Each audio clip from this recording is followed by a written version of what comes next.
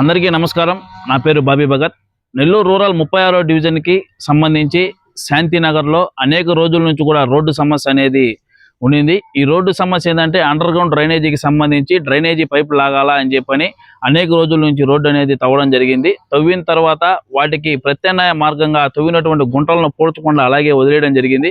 ఈ వదిలేసినటువంటి ప్రక్రియలో అనేక మంది వాహనదారులు కావచ్చు, లేదంటే పాదాచారులు కావచ్చు, లేదంటే స్కూల్కి వెళ్ళే విద్యార్థులు కావచ్చు, కాలేజీకి వెళ్ళే విద్యార్థులు కావచ్చు, ఇక్కడే ప్రభుత్వ బాలికల హాస్టల్స్ కూడా ఉన్నాయి, అవి కావచ్చు, అనేక మంది కూడా ఈ రోడ్లో ఇబ్బందులు పడుతూ ఉన్నారు. తర్వాత తుఫాను కారణంగా ఈ యొక్క రోడ్డును మూసివేయడం జరిగిందని చెప్పడం జరిగింది.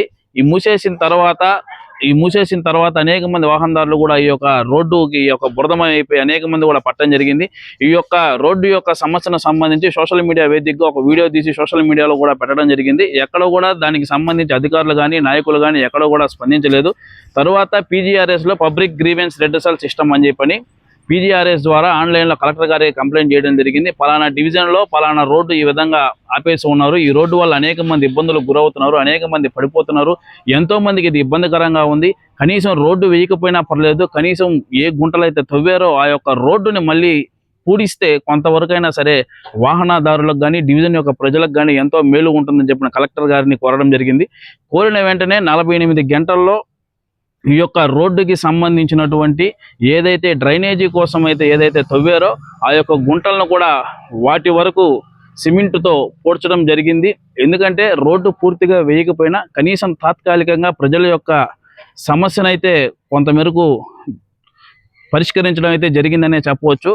కాబట్టి ఈ సోషల్ మీడియా వేదికగా కావచ్చు, సపోర్ట్ చేసినటువంటి సోషల్ మీడియాలో ఉన్నటువంటి వ్యక్తులకు, అలాగే సమస్యను తీసుకెళ్లిన వెంటనే సంబంధిత అధికారులు దీని మీద చూపిన చొరవకు ప్రతి ఒక్క అధికారికి కూడా కృతజ్ఞతలు తెలియజేస్తున్నాం. అలాగే 36వ డివిజన్కి సంబంధించి ఇతరేతర ఏమేమి సమస్యలు ఉన్నాయో అన్ని సమస్యలు కూడా ప్రజలనడిగి తెలుసుకొని ఆ యొక్క సమస్యలను సంబంధిత అధికారులు ఏ అధికారుల కిందకైతే ఆ సమస్యలు వస్తాయో ఆ అధికారుల దృష్టికి తీసుకొని వెళ్ళి ప్రతి ఒక్క సమస్యను కూడా పరిష్కరించేంత వరకు పోరాడతామని తెలియజేస్తూ ఈ యొక్క ప్రజా సమస్యలను అధికారుల దృష్టి తీసుకొని వెళ్ళి పరిష్కరించడమే మార్గంగా చేస్తామని చెప్పని తెలియజేస్తున్నాం.